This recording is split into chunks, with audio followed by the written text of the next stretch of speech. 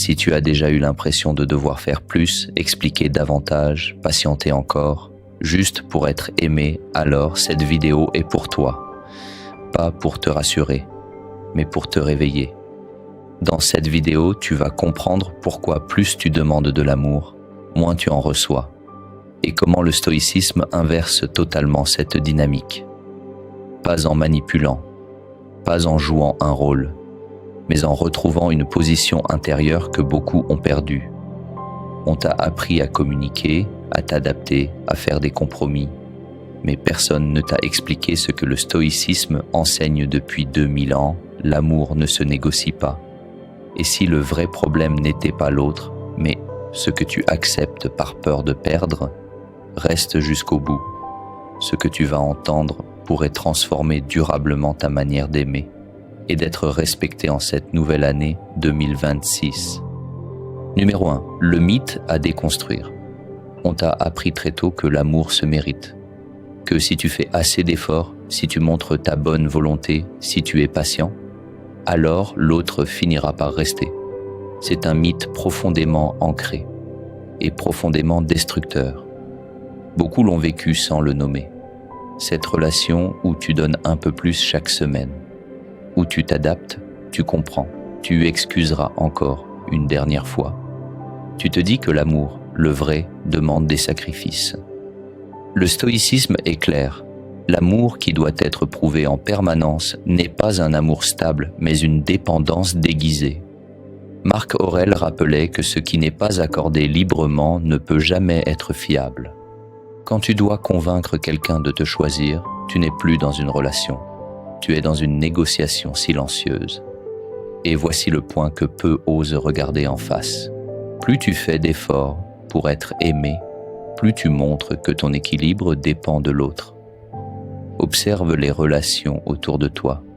Celles qui durent ne sont pas fondées sur la peur de perdre, mais sur un respect mutuel clair. Personne ne respecte ceux qui supplient. Alors pose-toi cette question, sans te juger.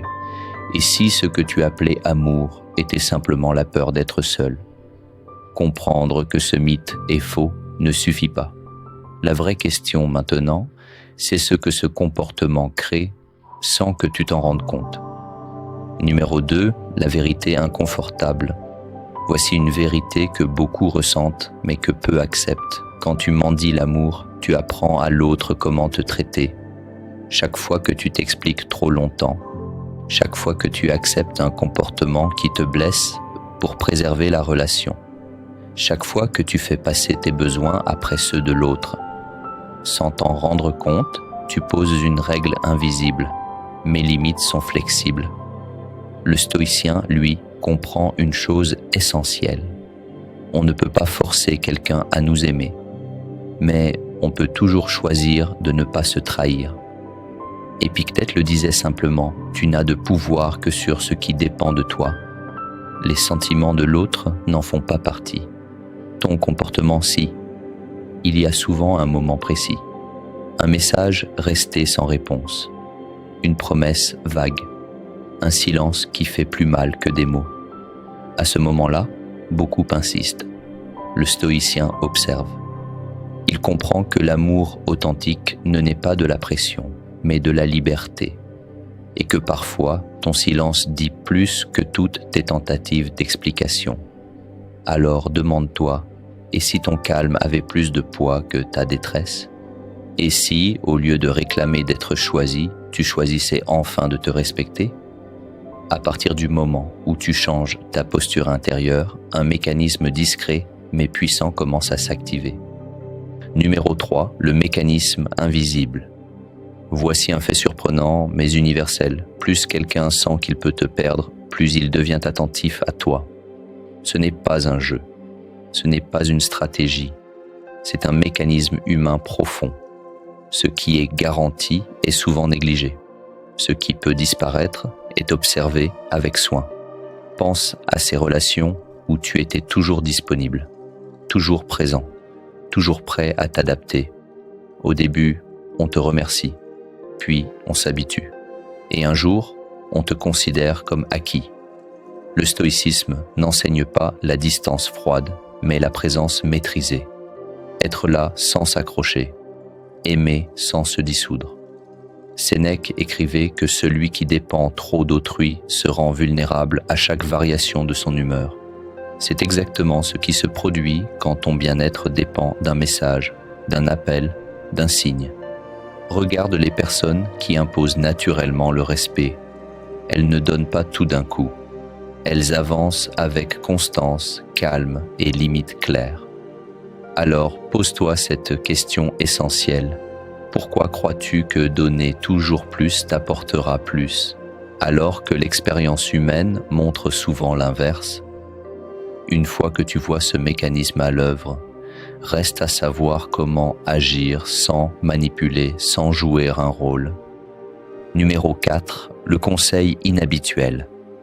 Voici un conseil stoïcien qui va à contre-courant de tout ce qu'on t'a appris. Arrête d'expliquer ce que tu mérites. Les longues discussions émotionnelles épuisent. Les limites silencieuses enseignent. Cela ne veut pas dire devenir dur ou distant. Cela veut dire aligner tes actes avec ta valeur. Quand quelque chose te blesse, tu n'insistes pas. Quand un comportement se répète, tu n'argumentes pas indéfiniment. Tu ajustes ta présence. C'est inconfortable parce que ton ego veut être compris. Mais le stoïcien cherche autre chose, la cohérence intérieure. Il y a souvent un moment clé, celui où tu réalises que tu parles beaucoup, mais que rien ne change. Sénèque rappelait que la dignité n'a pas besoin d'être annoncée. Elle se perçoit.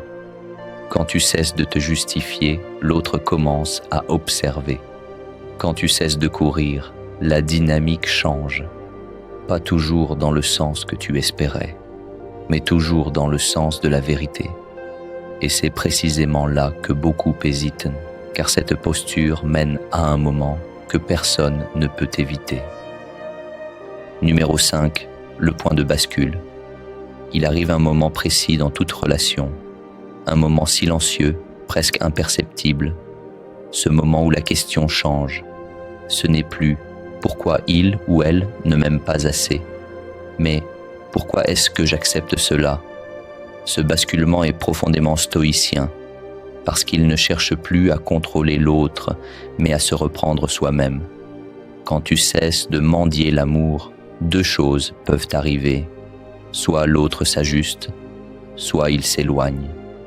Et dans les deux cas, tu récupères quelque chose d'essentiel, le respect de toi-même. Beaucoup redoutent ce moment, parce qu'il implique une perte possible. Mais le stoïcien sait que perdre une relation qui exige ton effacement n'est pas une perte, mais une libération. Qui serais-tu si tu n'avais plus besoin de convaincre? Si ton calme remplaçait ton anxiété? Si ta présence devenait un choix et non une demande? C'est ici que beaucoup reculent, mais c'est ici que commence la transformation. Ce moment ne change pas seulement une relation, il révèle surtout la relation que tu entretiens avec toi-même. Pour conclure, le stoïcisme ne t'apprend pas à aimer moins, il t'apprend à aimer sans te perdre. L'amour ne se mendie pas, il se reflète. En 2026, les relations ne récompenseront pas les plus insistants, mais les plus solides intérieurement. Ceux qui savent partir sans bruit, ceux qui restent fidèles à leurs valeurs, même dans l'attente. Quand tu te respectes, tu n'as plus besoin de supplier. Et c'est exactement à ce moment-là que tout change. Merci d'avoir pris ce temps. Reste fidèle à ta valeur, souviens-toi que l'amour ne se mendie pas. Et on se voit dans la prochaine vidéo.